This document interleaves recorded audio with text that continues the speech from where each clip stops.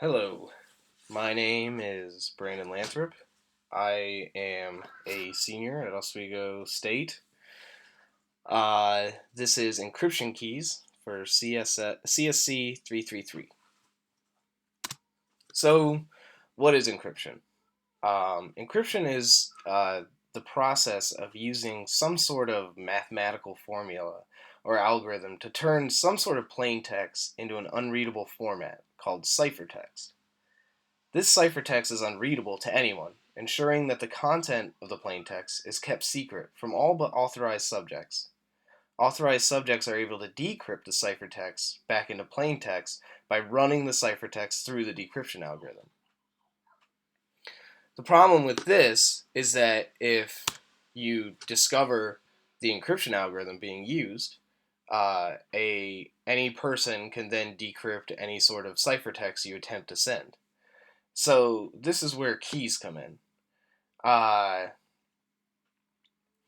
if I come up with some sort of randomized key that I also apply to an encryption function, I could secretly share that key to another subject. And now it's a shared secret. Uh, I can encrypt my message using the key, send you the ciphertext, and you can decrypt using the secret key, and now you can get the plain text. Now any other person who sees this ciphertext, uh, even though they have knowledge of the encryption algorithm, they can't do anything because they don't know what the key is.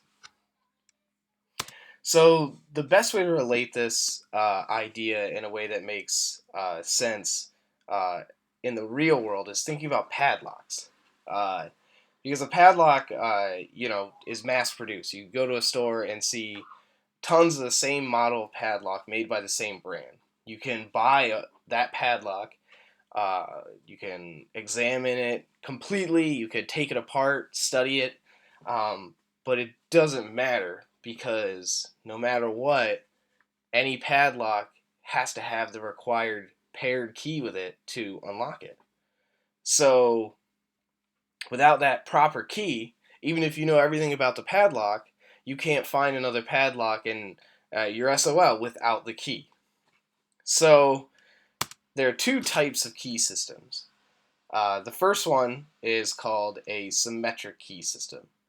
And this is where you and another subject both hold a secret key that you can apply to each other's encrypted plaintext and successfully decrypt it.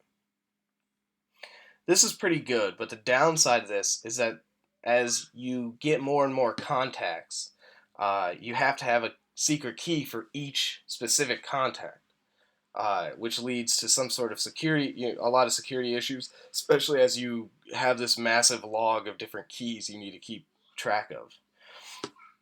So the second type is a public key system. And this is where there are two keys, one that you keep private to yourself and one that you give to the public. Now if someone wants to send you an encrypted message, they simply encrypt it using your public key, send it to you, and you use your private key that will decrypt it. And this is awesome, but typically asymmetric key algorithms are really slow compared to their symmetric counterparts. So constant communication back and forth between someone is really difficult with an asymmetric system. So this is where you use, typically now, asymmetric systems are only used to produce symmetric keys for constant contact. So what I can do is I can use an asymmetric system to encrypt a private key that then you can decrypt, and now we both hold a private symmetric key that we can now keep in secret contact. Popular types of encryption for public keys, it's RSA and DSA.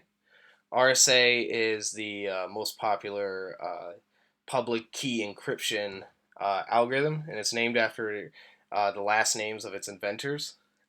DSA is a digital signature algorithm, and it's mostly used for digital signing, which is a type of authentication, along with SHA, which is a secure hash algorithm, which there's SHA 1, 2, and 3, all of varying differences and times that they were invented.